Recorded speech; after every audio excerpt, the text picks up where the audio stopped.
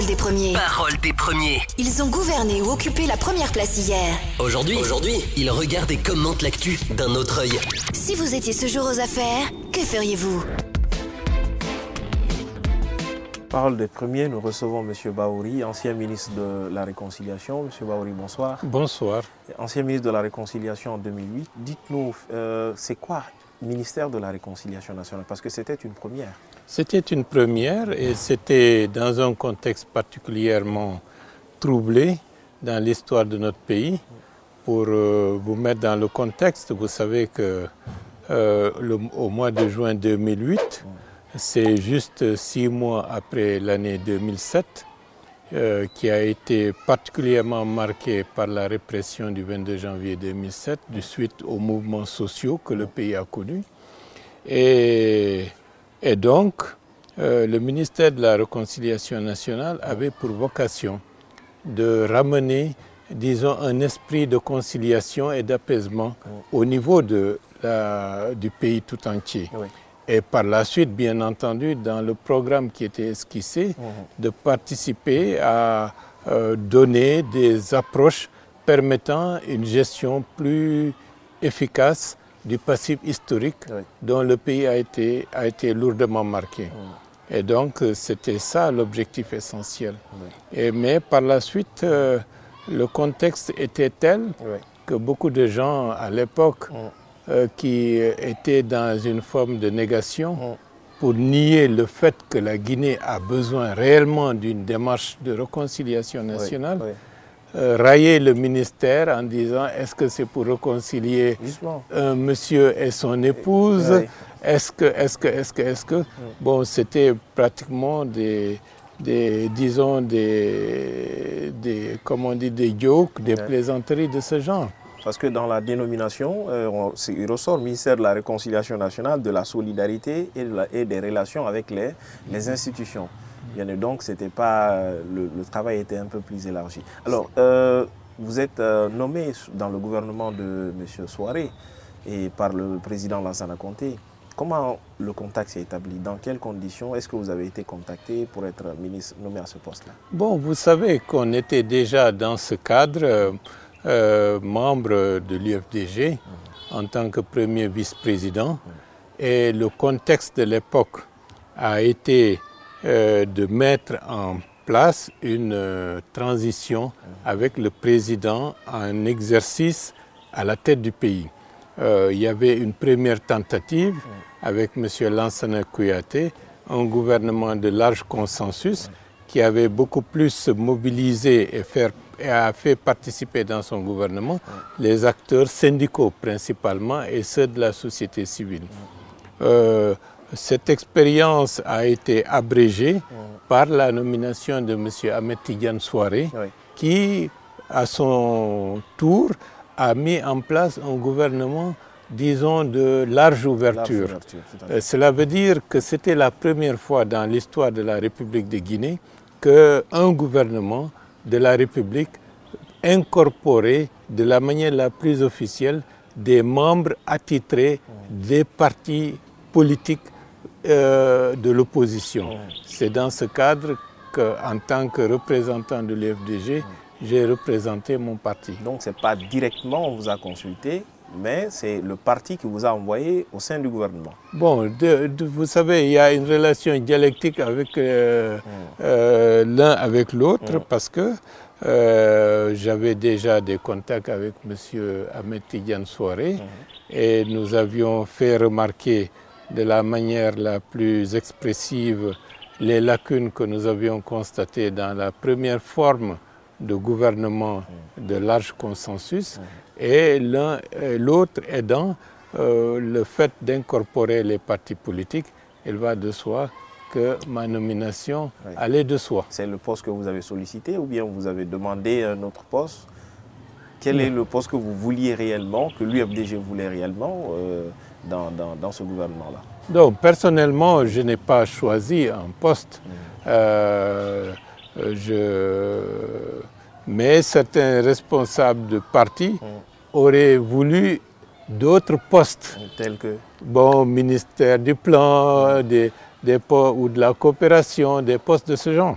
Mais personnellement, moi, j'étais heureux d'être dans un nouveau ministère qui n'avait jamais été créé dans ce pays, qui était tout à fait nouveau et qui permettait de lancer des chantiers que depuis l'indépendance, on n'avait jamais évoqué cela de la manière la plus nette et claire par rapport à une histoire que nous connaissons qui a été marquée par beaucoup de tourmentes. Évidemment, c'était un nouveau département ministériel que vous avez créé sous la direction du Premier ministre Ouattara. Dites-nous comment s'est fait la création, le fonctionnement, la mise en place du cabinet et tout. Comment vous avez procédé? Bon, vous savez que c'était particulièrement difficile. Le ministère n'avait pas de locaux. À plus forte, n'avait non plus pas de budget. Vous n'avez pas de budget à l'époque? Pas du tout. Mais on a pris le taureau par les cornes. Nous avons été hébergés juste en face de la primature dans le bureau des locaux qui étaient affectés au système de e-gouvernance qui nous ont abrités pour nous permettre de commencer nos activités en attendant d'avoir les locaux qui, en fin de compte, nous ne les avons jamais occupés puisque la durée de vie du ministère n'a été que de 6 mois. D'accord. Alors, quand le département a été créé, quelle était la mission qu'on vous a assignée principalement? Bon, pratiquement, il y avait dans le décret de nomination, il y avait les attributions qui étaient définies avec des missions particulières d'aller dans le sens de l'apaisement, de contribuer à l'apaisement dans le pays, à la décrispation, à aller dans le sens de la prévention des conflits. Grosso modo, en ce qui concerne le volet de la réconciliation nationale. Bon, les autres volets, solidarité, relations avec les institutions, avaient d'autres prérogatives. Mais j'avoue que de ce point de vue, nous avons été les artisans de la définition de manière beaucoup plus expresse de nos attributions, de notre mission, de notre vocation et de nos priorités. Vous aviez le choix, la liberté de définir une orientation qui sera approuvée par le chef du gouvernement. Bien entendu, puisque c'était un nouveau ministère qui n'avait jamais été créé auparavant. Donc le premier qui l'occupe défriche le terrain en donnant un contenu, en mettant une approche, et c'est ce que nous avons fait avec beaucoup de bonheur. Bien, mais on a vu que la durée de vie n'a été que de 6 mois. Ce n'était pas de notre fait, c'est parce que le président Lansana Conté s'est retrouvé, comment on appelle ça, est mort le 22 décembre 2008. Et donc, à la suite du décès du général Lansana Conté, un coup d'État est intervenu qui a amené le CNDD au pouvoir. Et il va de soi que cela a abrégé la dynamique que nous avions lancée dans le cadre de l'implantation et de l'implémentation des mécanismes permettant d'aller dans le sens de la réconciliation nationale dans le pays. Évidemment. Donc aujourd'hui, à ce jour, depuis la mise en place du département jusqu'à la mort du président Conté, il y a eu quand même des actions que vous avez pu réaliser. Bien entendu. Parlez-nous-en. Bon, il y a eu plusieurs actions. Bon, en tant que le volet réconciliation nationale, je peux citer quelques-uns, notamment la reconnaissance par l'État, disons, de la nécessité d'indemniser et de procéder à des compensations pour les déguerpis de Caporerail. C'était un sujet lancinant qui tenait à cœur le général Lansana Conté au bord de la fin de vie, qui tenait à ce que ce volet ne soit pas laissé pour compte. Et je sais qu'il y tenait. Donc cela a été quelque chose de très important pour faire savoir à tous les déguerpis de Caporerail de 1998 qu'il y aura des mesures de compensation et de réparation en ce qui le concerne. Ça, c'est le premier volet. Ils ont eu des promesses? Non, il y avait eu des promesses. Est-ce qu'il y a des actes qui ont suivi? Il y avait des actes, le conseil interministériel s'était retrouvé, des espaces étaient déjà ciblés dans les préfectures de Koya, Dubreka et Forêt-Karia, mais malheureusement, ça n'a pas pu prospérer puisque la durée de vie, comme je l'ai dit tout à l'heure, s'est arrêtée le 22 décembre. Il n'y a pas eu de décaissement, il y a eu juste des espaces, il y a eu la reconnaissance, mais... Ouais. On n'a pas pu aller jusqu'au bout du processus. Ça, c'est le premier aspect. Le deuxième aspect, vous savez que la Guinée a été fondamentalement marquée par la guerre civile qui sévissait au Libéria et en Sierra Leone. Oui. Et beaucoup de nos compatriotes en ont fait les frais. Et si vous vous souvenez, en novembre 2000, un certain nombre de nos compatriotes, principalement originaires de la Guinée forestière, étaient assassinés à Koza. Ils étaient au nombre de 8 parce qu'ils protestaient par le fait que les bases de l'Ulumo étaient en République de Guinée. Et ce qui faisait que la Guinée était un des acteurs belligérants dans le cadre de la guerre civile qui sévissait au Libéria. Et donc, eux, ils ne souhaitaient pas que la Guinée soit, disons, l'arrière-base des forces de l'Ulumo pour contrecarrer les actions du gouvernement en place à Monrovia. Donc, ils ont été réprimés. Il y avait 8 personnes d'entre eux qui ont été tuées. Bon, par bonheur, lorsque en 2008, on est venu au gouvernement, on a su qu'il y avait ces corps qui étaient à la morgue de Donka. On a diligenté un processus de médiation, de processus d'acceptation pour que les corps puissent être récupérés et de la manière solennelle que ces personnes qui ont été assassinées soient réhabilitées et que leur famille puisse récupérer le corps pour faire le deuil. Ce qui a été fait également avec beaucoup d'efficacité. Ça n'a pas été facile, hein, parce que certaines forces sécuritaires craignaient que cela ne soit l'occasion de règlement de compte, mais tant bien que mal, nous avions concilié le fait de récupérer les corps, de préparer le terrain, d'engager un processus, disons, de médiation, d'acceptation par les communautés elles-mêmes de la nécessité de faire la paix, de se réconcilier et d'aller dans le sens, disons, d'une certaine forme d'apaisement et de repentance. D'accord. Alors, M. Bahouri, vous avez occupé, bien évidemment, pendant 6 mois, ce département. Il y a des choses que vous avez réussies. Il y a certainement des actions, des actes que vous n'avez pas réussi, que vous avez voulu, mais que vous n'avez pas pu faire. Alors, est-ce que vous avez échoué par endroits dans certaines initiatives prises? Bon, par exemple, il y a un volet extrêmement important que nous avions engagé lorsqu'on était dans ce ministère, c'est le projet du Fonds de consolidation de la paix. Bon, le ministère avait, de ce point de vue, un grand espoir qu'avec le Fonds de consolidation de la paix, qui est un financement du secrétaire général des Nations Unies pour aller dans le sens, disons, de la prévention des conflits et des dynamiques larges de réconciliation nationale, ça nous aurait permis de lancer une grande politique qui nous aurait permis d'aller encore plus loin. Les bases de discussion, les TDR, les moutures ont été rédigées, mais malheureusement, on n'était pas présent pour la mise en œuvre de notre politique lorsque les fonds ont été obtenus. Pourquoi? Parce que c'était au temps du CNDD qu'il y a eu... Donc le CNDD a estimé que le département n'était plus important, donc on a passé dessus. Non, je pense que le CNDD n'avait pas pour vocation d'aller dans le sens de la réconciliation nationale, des dynamiques d'apaisement. Et la réalité nous a montré ce qu'il en était réellement. Et ça a été un grand tort parce que la Guinée était prête à ce moment-là, de la manière dont les choses ont été engagées, de poursuivre cette dynamique, d'aller dans le sens de son approfondissement, d'éviter les écueils et de déblayer le terrain.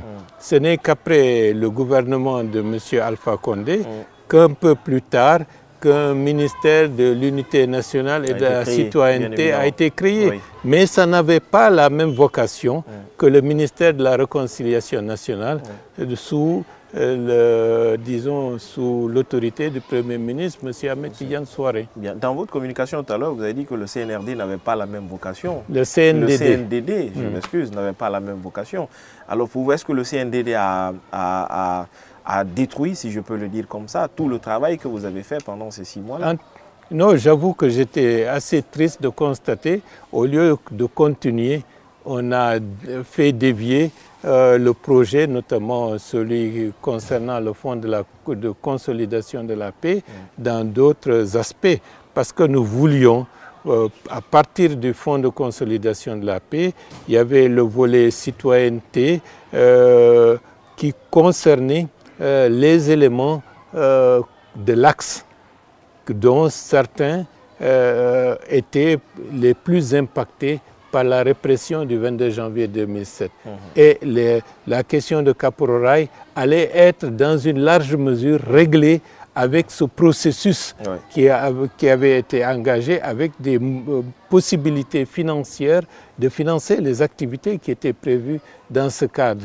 Mais malheureusement, ça n'a pas été, disons, le choix du gouvernement qui a pris le relais par la suite. Bahouri, on connaît Bahouri, l'économiste, le grand économiste, mais qui a accepté quand même d'occuper le poste de ministre de la Réconciliation. Pourquoi vous n'avez pas bougé pour aller au ministère de l'économie, par exemple? Non, par exemple, le ministère de la Réconciliation nationale, de la solidarité et des relations avec les institutions était un ministère transversal.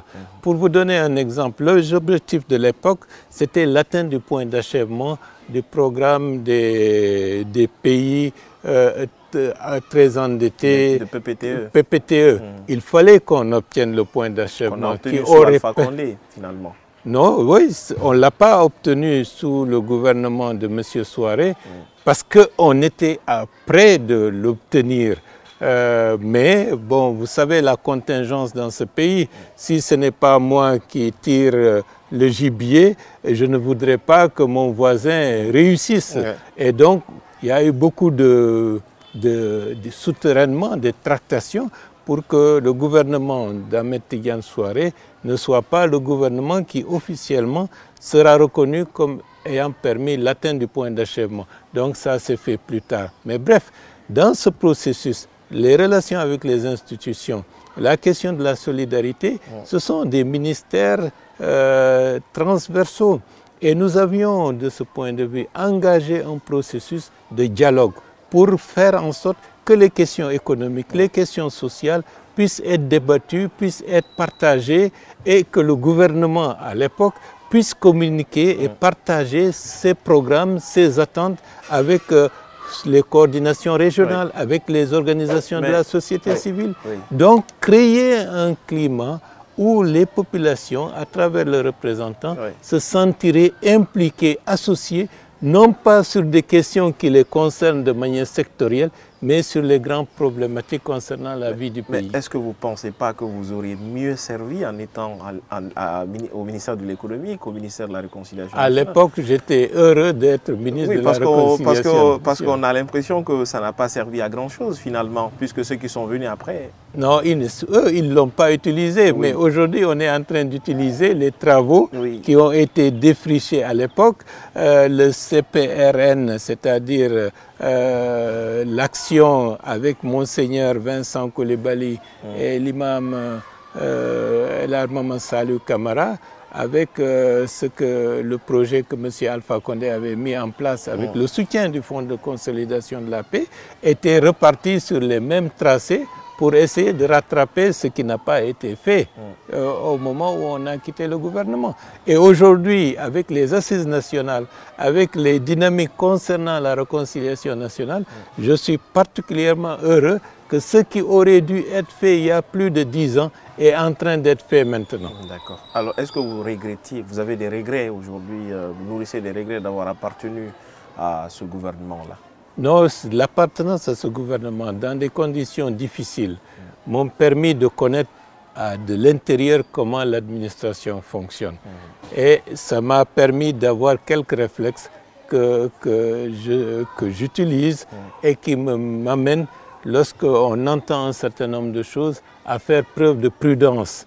Parce que très souvent, les gens croient qu'il suffit que vous soyez en situation de responsabilité pour que vous soyez au courant de tout ce qui se fait autour de vous. C'est loin d'être le cas. Au point de vue de la compréhension des mécanismes administratifs, je me suis rendu compte qu'avec la nomenclature budgétaire que nous avons aujourd'hui, un DAF peut être plus puissant qu'un ministre parce que le DAF gère le cordon de la bourse, il sait comment procéder, mais un ministre qui vient tout frais, qui n'est pas préparé, peut se retrouver complètement à côté de la plaque et peut être à la merci, disons, des mécanismes budgétaires et financiers qui peuvent être parfois très déroutants. La connaissance de l'administration, elle est assez importante. Est-ce que ça n'a pas joué finalement sur le pouvoir déchu du président Alpha Condé, puisque lui-même, il n'avait jamais géré au départ? Non, tu sais, c'est très important d'avoir une idée des mécanismes internes de fonctionnement. Ça vous prépare, ça vous permet d'être vigilant. Est-ce qu'il était prêt?